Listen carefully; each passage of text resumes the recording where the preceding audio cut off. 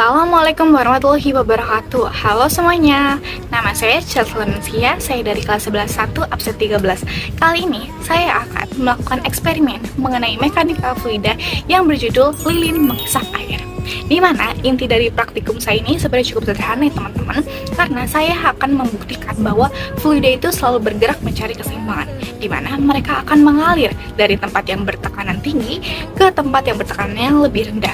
Di mana dalam eksperimen saya kali ini terdapat dua hukum yang bekerja secara bersamaan. Yang pertama itu hukum Pascal dan yang kedua itu tekanan hidrostatis. Di mana hukum Pascal sendiri itu menyatakan bahwa tekanan yang diberikan pada fluida di dalam ruang tertutup akan diteruskan ke segala arah dengan sama besar. Sedangkan tekanan hidrostatis menyatakan bahwa tekanan yang dimiliki oleh zat cair yang diem ataupun statis itu akibat pengaruh kedalaman dan gaya gravitasi. Nah, untuk lebih jelasnya, mari kita ke eksperimennya.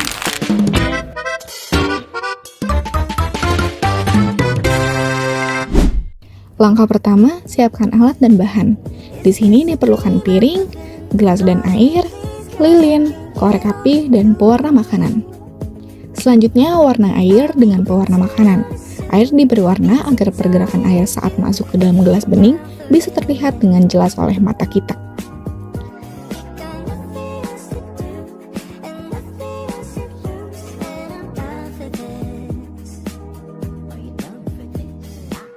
Selanjutnya, letakkan lilin di bagian piring mendatar tersebut, lalu nyalakan lilin menggunakan korek api. Selanjutnya, tuangkan air berwarna secara perlahan ke piring.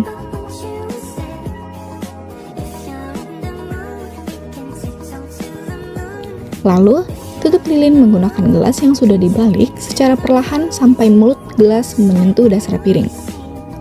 Dan amati perubahan pada api lilin dan pergerakan air.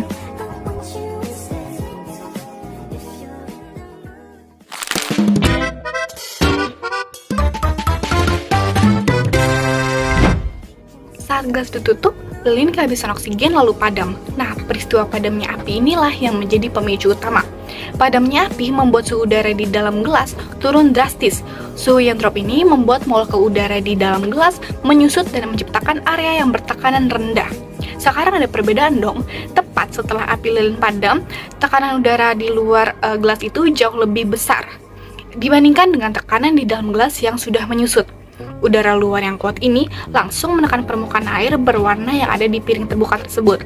Sesuai dengan hukum Pascal, tekanan dari udara luar ini diteruskan oleh air ke segala arah dengan sama besar, termasuk diteruskan ke arah bawah mulut gelas. Karena di dalam gelas tekanannya longgar ataupun rendah akibat api yang padam tadi. Air akhirnya terdorong masuk dan naik ke atas mengisi gelas. Mengapa sih air di dalam gelas itu nggak naik terus sampai penuh ke atas? Nah, disinilah tekanan hidrostatis itu berperan. Saat air mulai naik ke dalam gelas, air tersebut kan memiliki ketinggian. Di mana semakin tinggi air itu naik, maka semakin besar pula gaya tekanan hidrostatisnya yang menekan balik ke arah bawah. Air akan berhenti naik tepat ketika tekanan udara di dalam gelas ditambah tekanan hidrostatis air sama dengan tekanan udara di luar.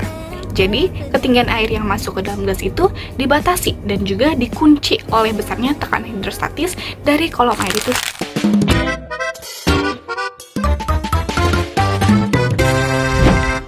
Dan sebagai kesimpulan, praktikum ini membuktikan bahwa hukum Pascal menjelaskan bagaimana tekanan udara luar diteruskan oleh air secara merata, sehingga air mampu bergerak masuk ke area bertekanan rendah di dalam gelas setelah api padam. Sementara itu, tekanan hidrostatis bergerak sebagai penyeimbang yang menghentikan laju air ketika tekanan di dalam dan di luar gelas sudah mencapai titik balance ataupun seimbang. Sekian hasil praktikum dari saya. Wassalamualaikum warahmatullahi wabarakatuh.